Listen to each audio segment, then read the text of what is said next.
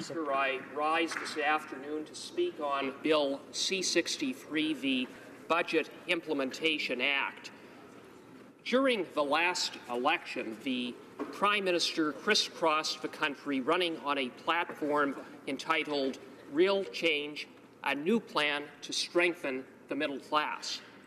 Madam Speaker, given that Bill C-63 will directly impact the middle class and the policies and actions of this government over the last 2 years have, it's a fair time in this debate to ask how the middle class are faring under this Liberal government. Well, to begin with, their taxes are going up. Now, I know the mantra of this government is to say that they have cut taxes for the middle class while increasing taxes for the wealthy. Except, Madam Speaker, that is plainly false. According to one study recently issued from the Fraser Institute, 81% of middle-class Canadians have seen their taxes go up on average by $840 a year. $840 a year, Madam Speaker.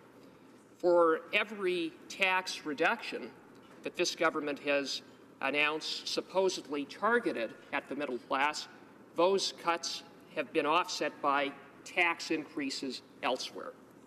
In other words, this is a government that gives with one hand and takes from another. And what the bottom line means for the pocketbook of the vast majority of middle-class Canadians is that their taxes have gone up, not down. So much, Madam Speaker, for a plan to strengthen the middle class. Instead of a plan to strengthen the middle class, what we really have seen from this government is a plan to nickel and dime middle-class Canadians. You know, the Prime Minister, who portrays himself as such a champion of middle-class Canadians, who ran on a platform that was centered around the middle class, has led a government that has done such things as eliminated the public transit tax credit. Now, I don't know of many millionaires. I don't think there are many multi-millionaire CEOs that go around, get around on public transit.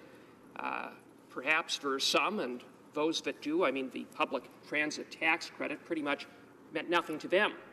But for the tens of thousands of Canadians who go to work each and every day by public transit, that public transit tax credit meant something to them, something that this government has taken away. So much, again, for a plan to strengthen the middle class. Then, Madam Speaker, there was the mean-spirited attempt by this government to tax employee discounts. In other words, this government decided to go after waiters and retail workers who might have got a discount on a pair of jeans or maybe a cheeseburger at the end of a long shift, Madam Speaker. I guess that's what this Prime Minister means by being compassionate. I guess that's what this Prime Minister means by standing up for the middle class, going after retail workers, going after waiters, going against the most vulnerable members of our society. And of course, we now learn that the Prime Minister has a new target, namely diabetic Canadians. Because, Madam Speaker, this government is making it harder for diabetic Canadians to take advantage of a disability tax credit. Before this government was elected, about 80% of applicants received that tax credit. Today, it's the exact opposite. About 80% of Canadians are denied that tax credit. Now, the average cost to a diabetic Canadian annually in terms of cost for care and so on are about $15,000. $15,000. I know that for our silver-spooned Prime Minister and his multi-millionaire finance minister, $15,000 is chump change. But for the vast, vast majority of Canadians, $15,000 is a lot. $15,000 on anything can make the difference between putting food on the table or paying down a mortgage to stay in one's home. But instead of helping those Canadians, diabetic Canadians, who incur, on average $15,000 in expenses annually, and instead of helping make their life a little easier, this government is making it more difficult for them to receive that tax credit. It's absolutely shameful. It's just disgusting. And then, of course, we know that in the last few months, the Prime Minister announced that he was going after another group of middle-class Canadians, namely small business owners and farmers. He insulted them. He called them tax cheats. And the Prime Minister's solution to deal with these middle-class tax cheats, as he called them, was to, without consultation, try to ram through some of the largest changes to the Income Tax Act in more than 40 years, which in turn would result in massive tax increases on small business owners and farmers, most of whom are middle class, the group of people the Prime Minister calls tax cheats. Well, as it turns out, the real tax cheats aren't hardworking, middle-class, small business owners who create jobs and take risk.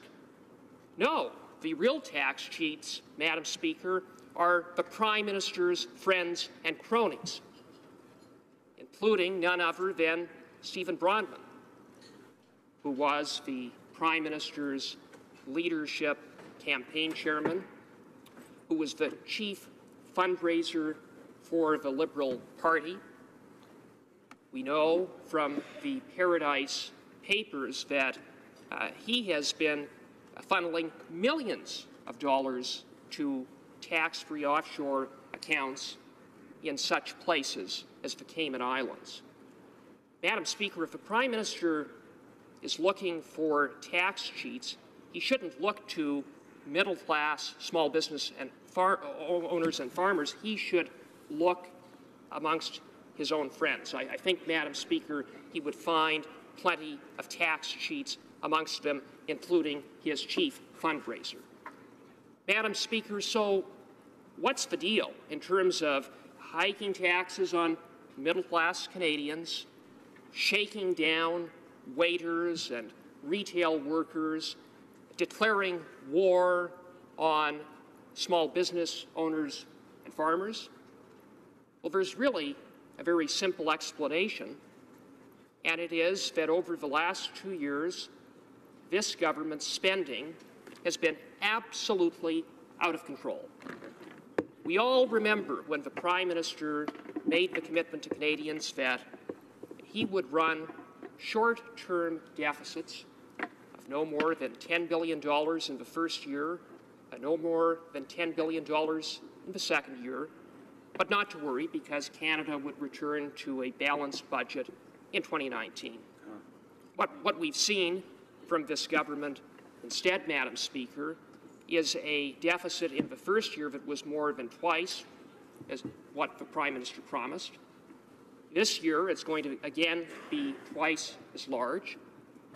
And instead of there being a plan to return the budget to balance, we see no plan at all. Indeed, there is no end in sight to the red ink. Indeed, this government is projected to add as much as $70 billion in new debt by the end of its term in 2019. Talk about, Madam Speaker, fiscal vandalism. And so, what this government has tried to do as a result is they have tried to find revenue wherever they can find it. And where they have been looking is to shake down and squeeze hard-working middle-class Canadians. So what the Prime Minister offered Canadians was a new plan to strengthen middle-class Canadians. What he has actually delivered is a plan to shake down middle-class Canadians, Madam Speaker. That is what Bill C-63 is all about.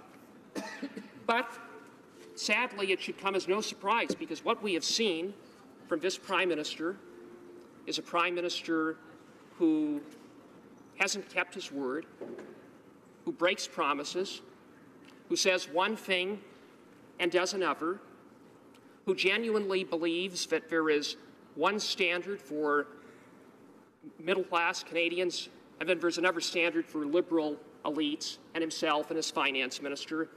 It's why he was so busy working overtime to target middle-class small business owners while doing absolutely nothing to increase taxes on big multinational publicly traded companies. Madam Speaker, Bill C-63 deserves to be defeated.